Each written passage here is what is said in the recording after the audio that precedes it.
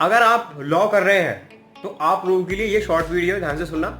आप लोगों को पता ही होगा कि हमारा एक जस्टिस स्टैच्यू होता है, वो अब चेंज कर दिया गया है न्यू। क्या है डिफरेंस समझ लेते हैं। दो मेजर डिफरेंस आप लोगों को बता देता हूँ जो मैंने नोटिस करे। आप लोग को बताना आपके हिसाब से कोई अलग आपने कुछ नोटिस किया होगा।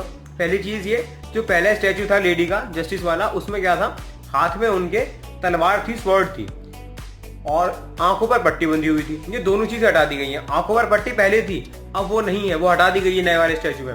और दूसरा, जो हाथ में पहले तलवार थी ना, अब उस तलवार को हटा के हाथ में दिया गया है कॉन्स्टिट्यूशन ऑफ इंडिया का बुक, कॉन्स्टिट्यूशन दे दिया गया है हाथ में।